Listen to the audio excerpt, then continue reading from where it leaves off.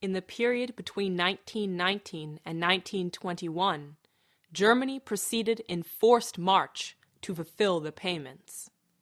The German government printed paper Reichsmarks to buy up the greater part of produced goods, in order to hand them over for reparations. Thus, since most of the production went toward payment rather than the development of the nation, nothing remained as a foundation to give value to the currency. In May of 1921, the London-steered Reparations Committee unveiled their second set of terms, declaring that Germany must pay 132 billion gold marks, an impossible sum. In October, after the failed attempt of German Foreign Minister Walter Rathenau to rework debt agreements with France, the Allies increased the pressure to pay the debt.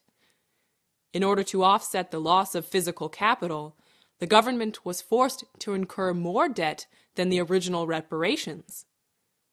By the end of the year, the built-up pressure of the debt and the consequent money printing became apparent, as 262 marks were needed to buy a single US dollar. In response to mounting economic pressure applied at the League of Nations gathering in Genoa, Italy, Foreign Minister Rathenau met with Russian representatives in nearby Rapallo, where a treaty was signed which would relieve Germany of the portion of its reparation payments due to Russia and improve relations between the two countries. This positive turn offered an escape from the ever-tightening British noose. However, such a promising agreement was not tolerated. 2 weeks after the signing of the Rapallo Treaty, Rathenau was assassinated. Within 4 weeks of the Rathenau murder, the mark dropped from 345 to the dollar to 1,254. By the autumn of 1922, the ability to pay the financial debt was dwindling. In the face of collapsing wages and the continued need to service the debt, the government was forced to rely on unrestrained money printing, and the mark continued its fall. This dramatic increase in monetary aggregate required bills with higher face values than ever before. In January 1923, despite breakthroughs by Germany in diplomatic initiatives towards reworking the debt agreements, the Ruhr region, which produced 3/4 of Germany's coal, iron, and steel, was invaded by Allied troops. Refusing to yield to military occupation, the German government encouraged the entire working population of the Ruhr to go on strike. Production was completely shut down. The loss of this strategic area was beyond devastating and had 3 related consequences. First, the severing of the Ruhr from the remainder of the German economy was a conclusive stripping of the income stream that had been used to feed the financial debt. Second, the rest of Germany suffered huge increases in unemployment. Third, in order to financially support the entire working population on strike, the government was forced to further accelerate the printing presses. Under these conditions, the concept of saving money became an impossibility for the German people.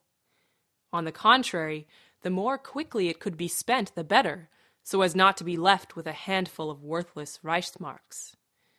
Wheelbarrows became the common mode of transporting money to buy essential foodstuffs, which were becoming more expensive by the minute.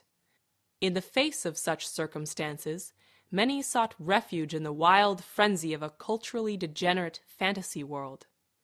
Others, equally deluded, engaged in obsessive gambling and speculation, some attempting to make a profit by betting against the Reichsmark in the currency markets.